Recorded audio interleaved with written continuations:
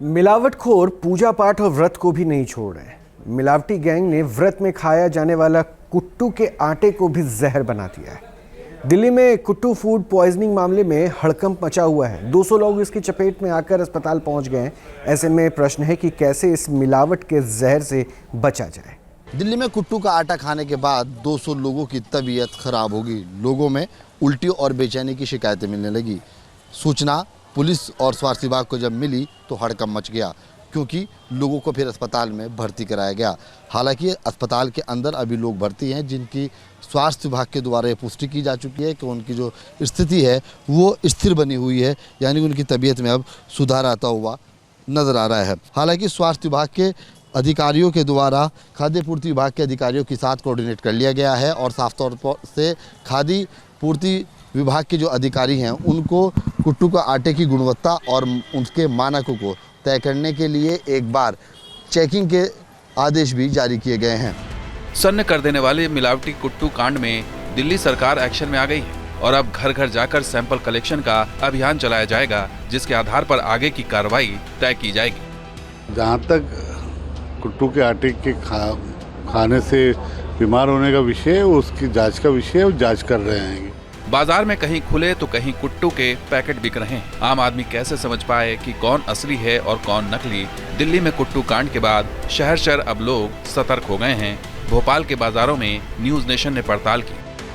कुट्टू का आटा जो होता है खास तौर पे उपवास के काम आता है, लेकिन जिस तरीके से कल दिल्ली में लगभग 300 लोग कुट्टू का आटा खाया, उसके बाद बीमार हो गए, उसके बाद ही अब पड़ताल पे निकले हैं और समझने की कोशिश कर रहे हैं कि आखिर कुट्टू का आटा की पहचान कैसे की जाए, किस तरीके का एक बेहतर आटा होता है। तमाम जो देखिए तस्वीर में आप देख सकते हैं, देखिए ये पिसा हुआ जो है कुट्टू का आटा है और इस तरीके से ये बारीक दरदरा रहता है जो उपवास से काम आता है। लेकिन इसको बनाने की जो विधि होती है आप ये देख सकते हैं, ये खड़ा है, यानी कि इसको पीसा जाता है और पीसने के बाद ही इस प्रकार के आटे का ये रूप लेता है और उपवास के दौरान जो साधक होते हैं, जो उपवास रखे हुए रहते हैं, वो इसका सेवन करते हैं। नकली आटे में क्या है कि कालापन रहेगा थोड़ा, जो नकली आटा रहेगा उसमें वाइटनेस रहेगी।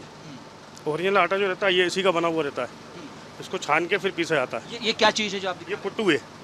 इसको आप ग्राइंड करेंगे, इसका छिलका निकलेगा, छिलका वेस्टेज में जाएगा, आटा काम आता है। आटा काम आता है। किस पेड़ से ये बनता है? ये क्या रहता है इसका? ये बना हुआ आता है राजस्थान साइड से। राजस्थान साइड से आता है। जब आप आटा लेने जा रहे हैं तो इस बात की सावधानी रखें कि आटा 20 से 25 दिन पुराना, इससे ज़्यादा पुराना ना हो, क्योंकि अगर इससे ज़्यादा पुराना होता है तो उसके अंदर कीड़े भी लग जाते हैं और उसकी वजह से स्वास्थ्य खराब भी हो सकता है। अगर आप पैक्ड फूड खरीदते हैं तो उसकी एक्सपायरी डेट जरूर देख लें और अगर खुदरा सामान खरीदते हैं तो उसकी क्वालिटी और साफ सफाई पर गौर करना जरूरी।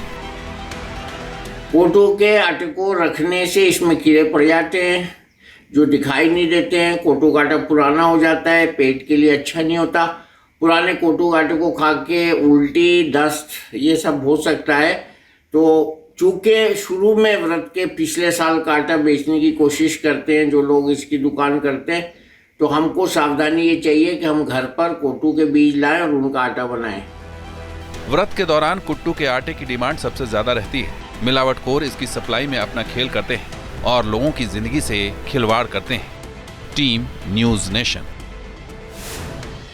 जहां भक्ति है हर शब्द में, कथाओं में छुपे हैं दिव्य रहस्य और ज्योतिष देता है जीवन को दिशा। धर्म से जुड़ी हर बातों को जानने के लिए हमारे चैनल स्तुति को सब्सक्राइब करें।